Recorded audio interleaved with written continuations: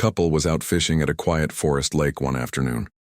The woman decided to take a quick picture of her partner, just a simple memory of the day. The first photo came out completely overexposed, washed in white light, so she snapped another one right after. That's when things got weird. In the second photo, a pale white figure appeared standing behind her partner. It didn't look entirely human, almost translucent, yet it cast a clear reflection in the water. They both swore no one else had been there.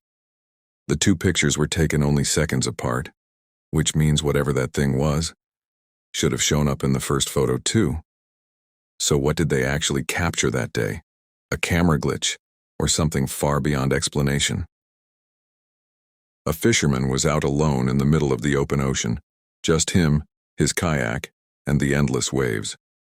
The water was calm, the sky a pale gray, and everything felt eerily still. Until suddenly, this happened.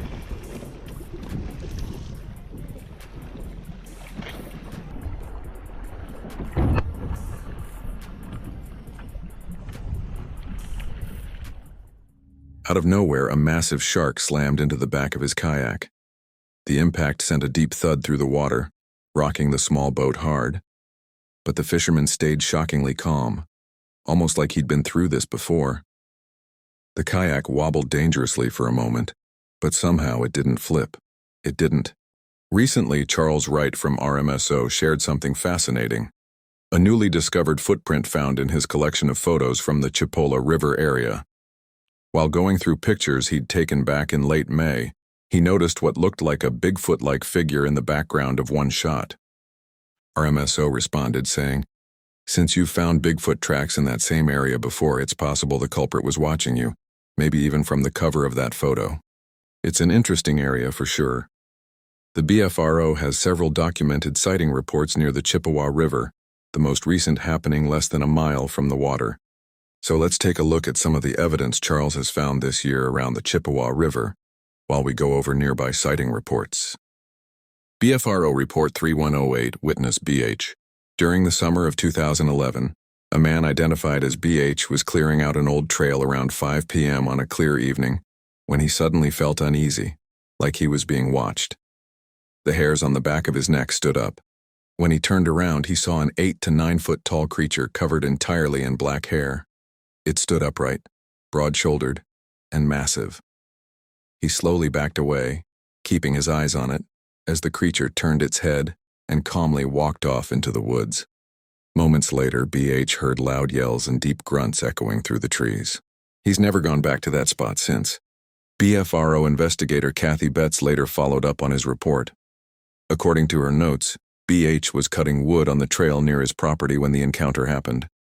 He recalled hearing the sound of his axe echoing through the trees, and suspects that might have attracted the creature, possibly mistaking it for wood knocks.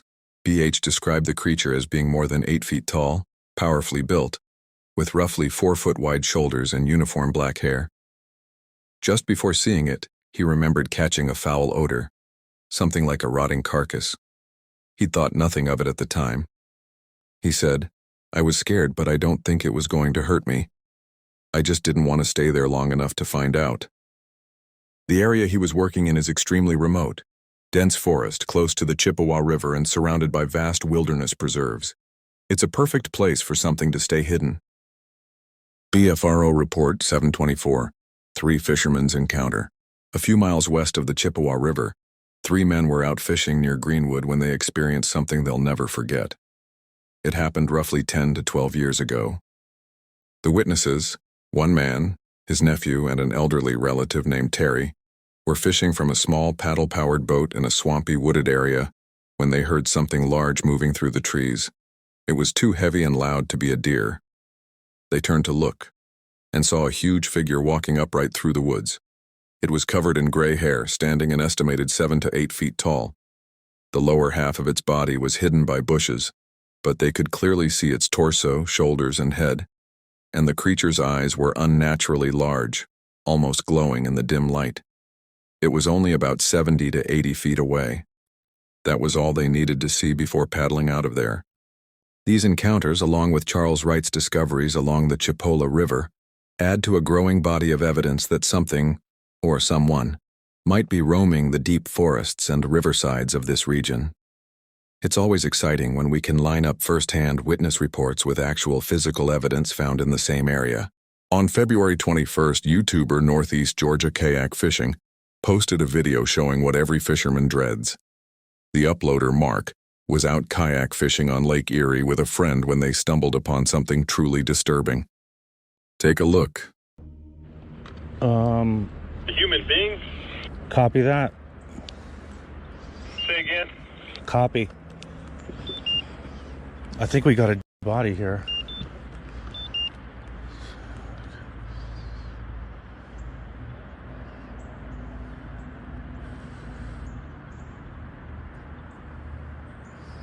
Yep, we do. A body. Oh my God, a body.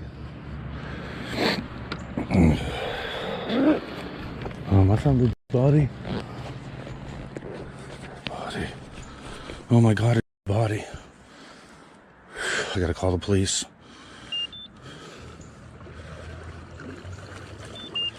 It's right there. As Mark paddled closer, he started recording, at first thinking it might just be debris drifting in the water. But then it hit him. What he was looking at wasn't a log or a bundle of clothes. It was a body, floating face down and completely motionless. From the looks of it, it had been there for quite some time. Clearly shaken, Mark did the right thing. He stopped recording, steadied his kayak, and immediately called the police. 911.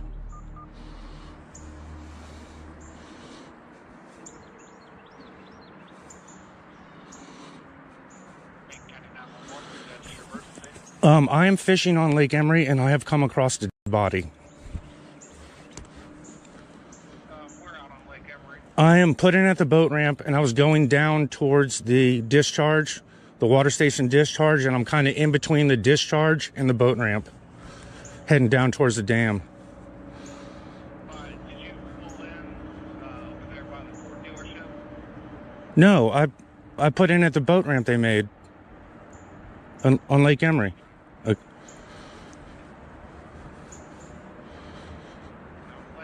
Lakeside Drive, that boat ramp? Yes.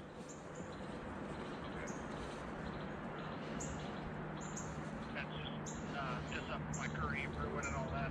Yes, but but you got to head down. You're heading down towards the dam. Okay. Are you in the water? Yeah, I'm sitting here looking at it.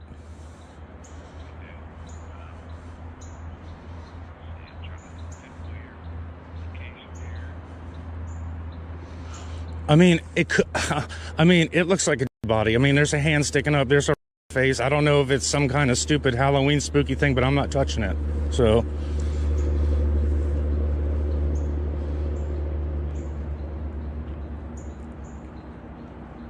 Okay, what was your name, sir? My name is Mark Wilkins. It looks like it's been here for 5051 or 5005, your phone number? yes, sir. John, go up there and look at that and tell me what you think. That looks like a person. Yeah. Yeah. Are you just That's in the a water person. waiting, or No, I'm in my boat. I'm in my kayak. what color kayak? It's a camouflage kayak.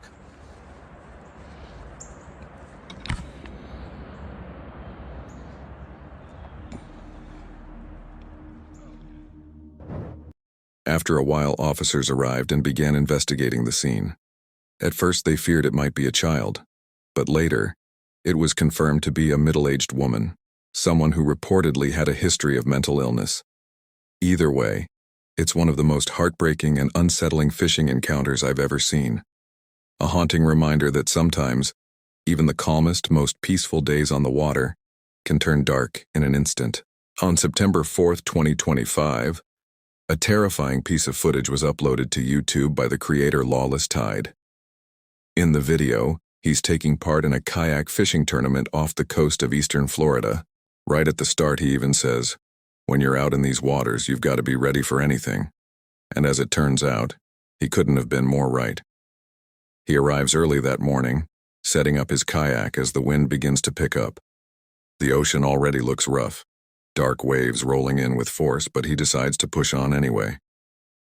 Instead of launching right at the shotgun start, I decided to wait a few minutes, just to see how the others handled it first.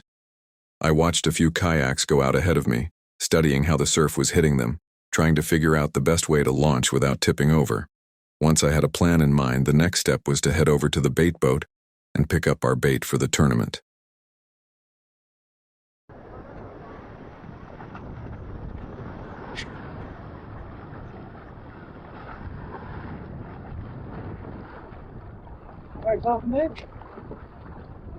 Get in there.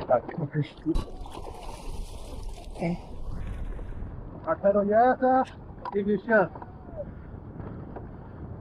Thanks, buddy. Yeah. And that's how it turned into a day of fishing I'll never forget.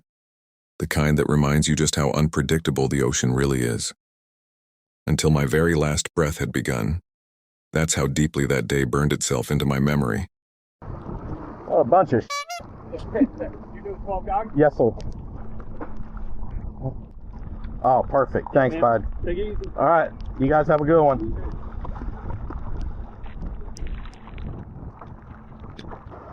I got rigged up and started fishing, but man, the sargassum was brutal. Even a mile off the beach, the stuff was everywhere, floating thick on the surface. We had to use weighted rigs just to get the bait down below it. For trolling, I had both a spinning and a conventional setup, and they were both on Chaos rods. Huge shout out to Chaos rods for hooking me up for this tournament. They're solid, and I love how they handle. Once my bait was set, I started trolling. While I was still rigging up, Mikey decided to head off in a different direction, so now I was on my own. It wasn't until I was nearly 2 miles out, and about 2.5 hours into the tournament, that I finally got my first bite. All right, guys. Sorry, tournament sucked. The bite was non-existent. We're getting rained out. You can see a big storm about to hit. In just about 2 minutes, the weather went from calm to pure chaos. I was a little over 2 miles out when I realized it was time to head in.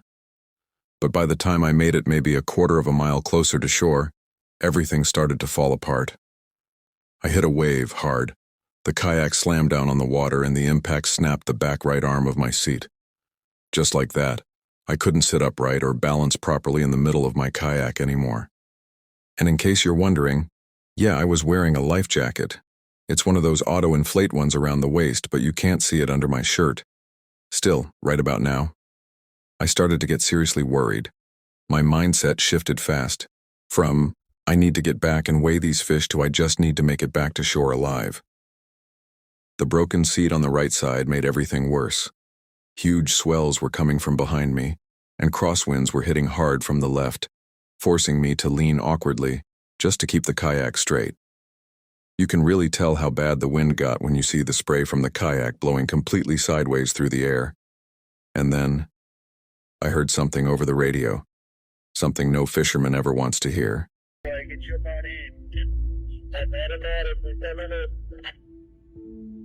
And then it happened.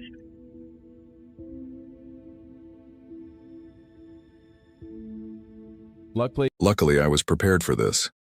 I've practiced flipping my kayak and getting it upright plenty of times before. So I managed to get it turned back over, climbed back on top, and took a moment to assess the situation. I was soaked, exhausted, and drifting fast, but at least I was back on the kayak, and that gave me a fighting chance.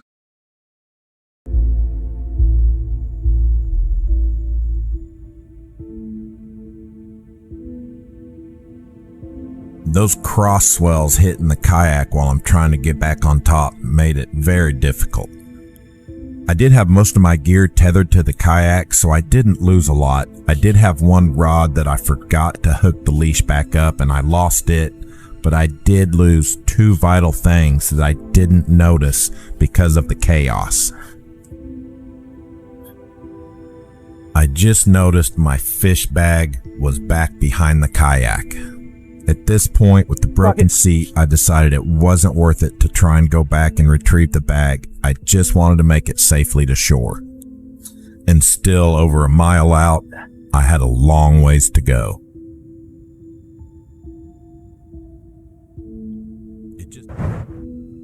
A massive wave hits his kayak, flipping it over in seconds. His gear sinks, and the situation turns serious fast. Struggling in the cold, choppy water, his only goal now is survival, to somehow make it back to shore alive. But little did he know, the worst was still ahead.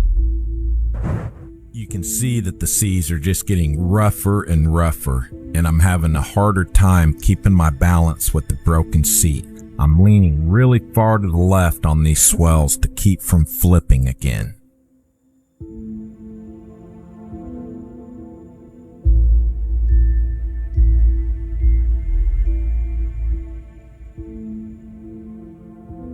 And then before I know it, another side swell gets me.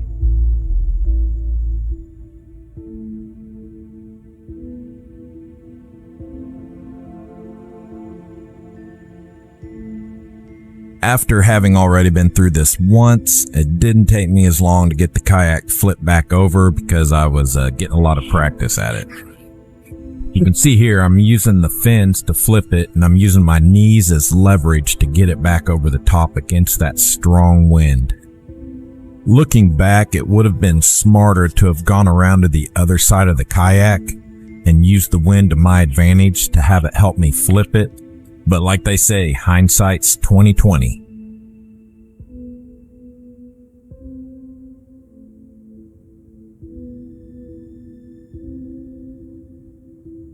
So I got flipped back over, got started pedaling, trying to make it back to shore without flipping again, and had the realization that I had lost my radio.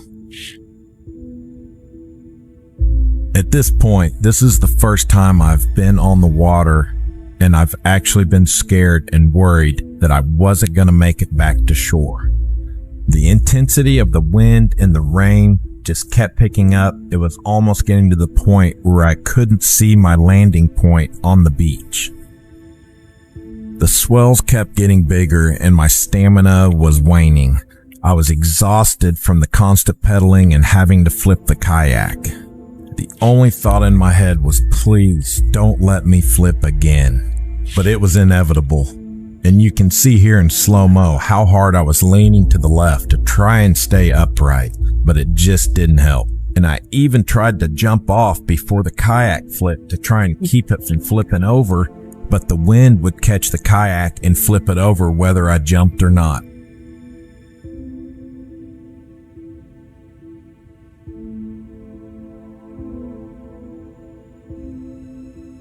I had reached the point of pure exhaustion. I was really starting to doubt whether I was going to make it back or not.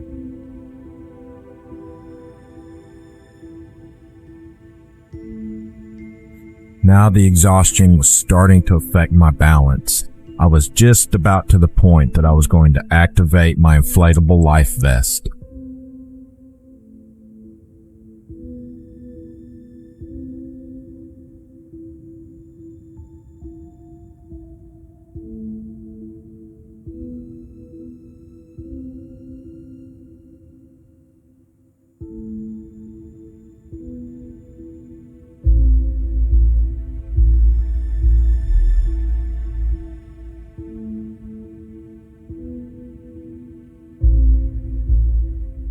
Got back up on the kayak, and then I thought, it's a miracle. There's a boat right there passing in front of me. I knew they wouldn't hear me yell, but I tried flagging them down and waving, but they were trolling, and I think they were caught up in their trolling lines and didn't even see me at all. In my extreme state of exhaustion, I'd forgotten about my air horn that I had. I could have signaled them, but I was so tired I was not thinking clearly. Then at that point, it became clear to me that it was going to be 100% up to me to get back to shore. And for some reason, that realization just gave me a little boost of energy and hope. and I started pedaling like a madman. I could barely see the shore, but I was determined as ever. Eventually, he made it back to land, completely shaken. In a later clip filmed from his car, he admitted that he'd never been that scared on the water before. And honestly, I believe him. Because when the ocean decides to turn on you, there's nothing more terrifying. Not disturbed, just humbled by the sheer power of nature.